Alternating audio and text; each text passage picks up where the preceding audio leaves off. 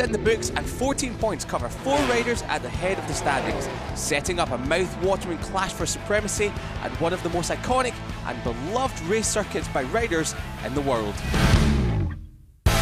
Marco Bezzecchi has launched himself back into championship contention with a superb victory that not many saw coming in Le Mans.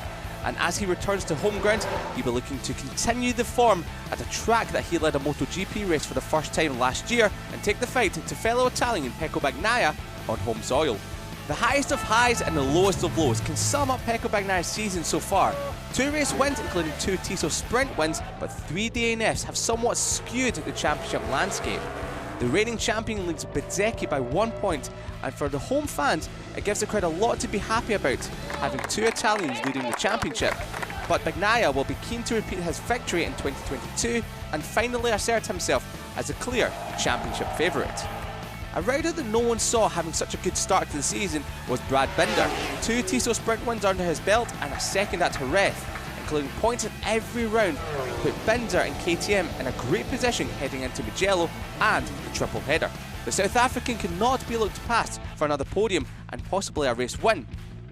A Tissot Sprint win and a podium in the race at Le Mans has launched Jorge Martin into title contention and only 14 points behind Bagnaia. The Martinator has probably the best one-lap speed in MotoGP and showed he can dominate from the front and also hold his own in battle.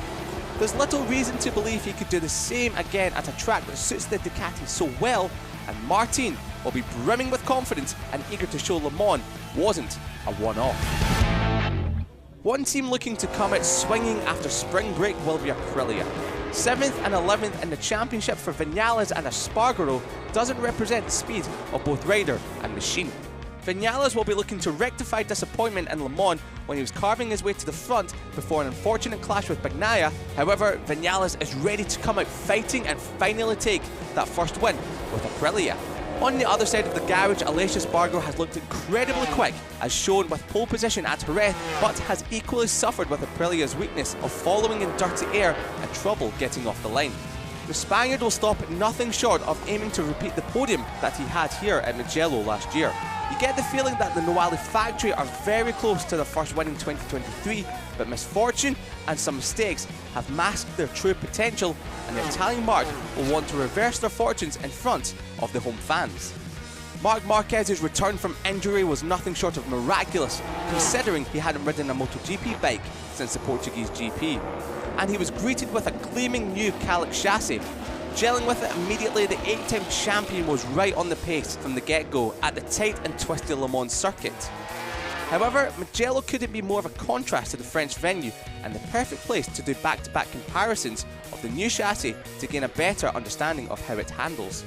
Couple this with a 3-week break for Marquez to regain more fitness since his injury, and don't bet against him for a victory assault before MotoGP moves to his temple, the Saxon Ring, a week later, where a fully fit Marquez will always be a force to be reckoned with and chasing a 12th victory in all classes.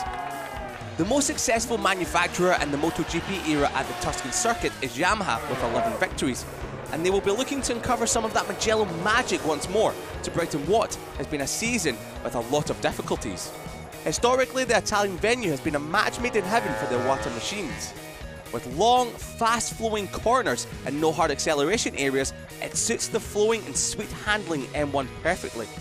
This possibly makes Mugello the best indicator of the trouble Yamaha could be in, with the new, faster engine reportedly affecting the strength of the M1.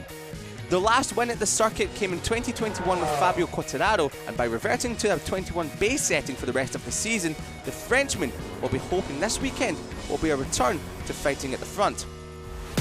3 rounds, 3 weekends and 3 very different circuits. MotoGP is right in the heart of the European leg of the season, and when the checkered flag flies at a cathedral speed in Assen, it will signal the beginning of the summer break. Historically, whoever enters the summer break as the strongest carries that momentum throughout the rest of the season. The next 3 races are a true test of different rider and bike characteristics, and with that, should answer a lot of questions going into the second part of the season as to which riders are most likely to challenge for the MotoGP World Championship in 2023. If you love MotoGP videos, like and subscribe.